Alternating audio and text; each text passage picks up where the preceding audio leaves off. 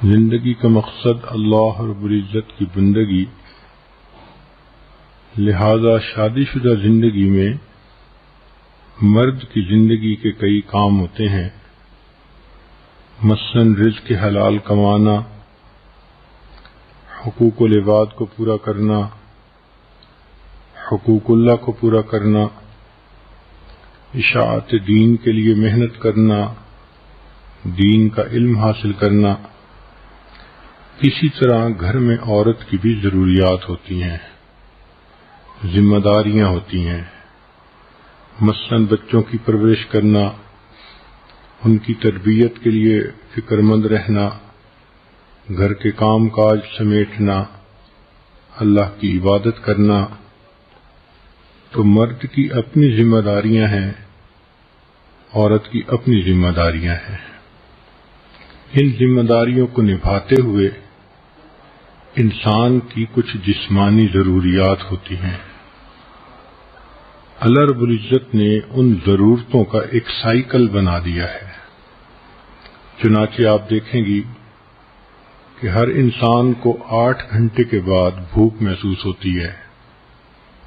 کہتے ہیں کہ دنیا میں سب سے صحیح ٹائم دینے والی گھڑی پیٹ کی گھڑی ہوتی ہے۔ تو ایک انسان کھانا کھائے 6 گھنٹے 8 گھنٹے کے بعد پھر اس کو دوبارہ بھوک محسوس ہوتی ہے، اور یہ ری فیولنگ اس کو کرنی پڑتی ہے۔ تو بھوک پیاس کا ایک سائیکل ہے جو تقریباً 8 گھنٹے کا ہے۔ اسی طرح نیند کا ایک سائیکل ہے، یہ 24 گھنٹے کے بعد ہوتا ہے۔ آج آپ رات کو عشاء پڑھ کے 10 بجے سوئیں تو اگلے دن پھر عشاء کے بعد 10 بجے آپ کو نیند محسوس ہوگی۔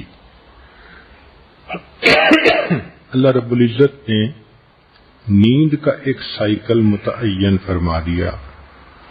اسی طرح شادی شدہ زندگی میں انسان کی جسمانی ضرورت کا بھی، جنسی ضرورت کا بھی ایک سائیکل ہوتا ہے۔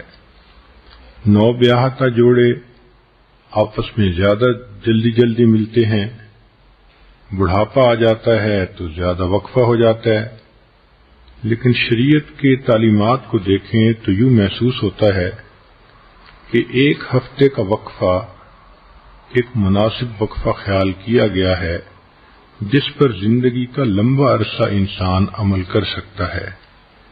اس لیے حدیث مبارکہ میں ہے، جمعہ کا دن چونکہ شریعت کے مطابق ویکینڈ کا دن ہوتا ہے، چھٹی کا دن ہوتا ہے، تو فرمایا نبی علیہ السلام نے، من غسل واغتسل یوم الجمعۃ، جو خاوند جمعہ کے دن خود بھی نہائے اور بیوی کو بھی نہلائے۔ تو اشارہ ہے کہ میاں بیوی آپس میں ملیں۔ ایک دوسری جگہ پر ہے کہ جو نہائے اور بیوی کی خوشبو لگائے۔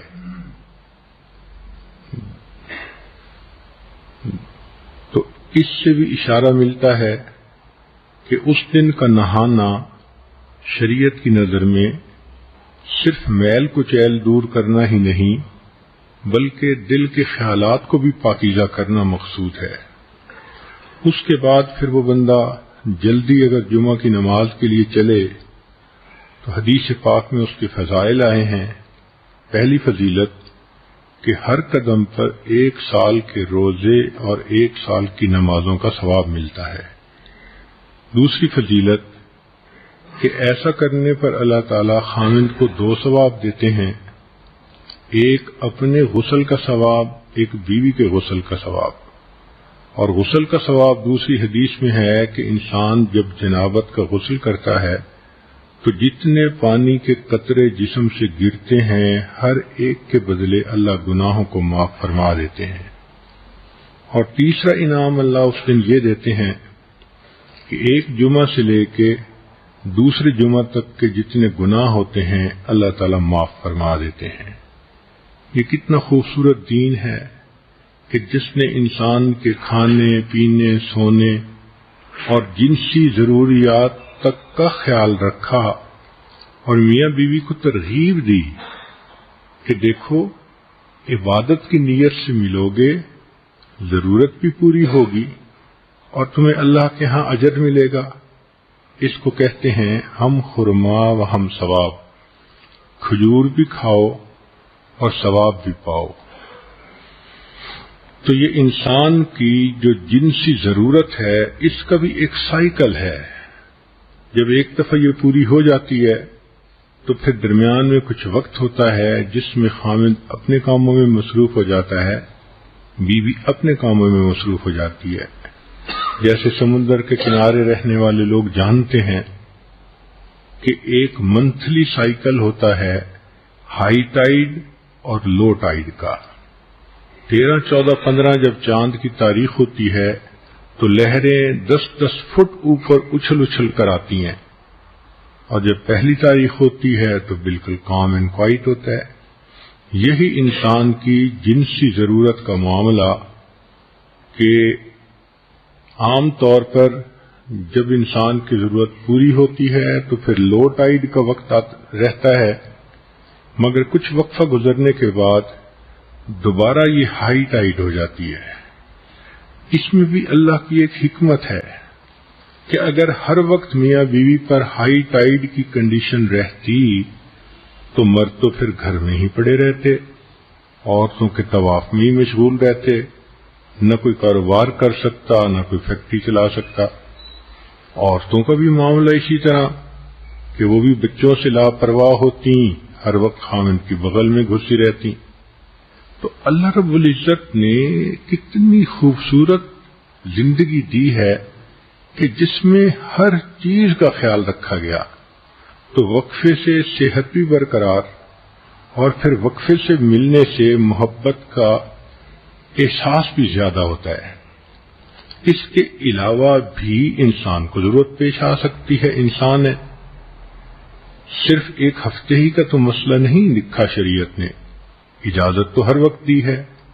چنانچہ شریعت نے کہا کہ مرد اگر باہر پھر رہا ہو اور اس کی نظر کسی غیر محرم پر پھرے اور اس کے دل میں اس کا خیال آ جائے تو نبی اسلام نے فرمایا کہ اس کو چاہیے کہ گھر آئے اور اپنی بیوی سے مل لے، جو کچھ اس عورت کے پاس تھا وہی کچھ گھر میں بیوی کے پاس ہوگا۔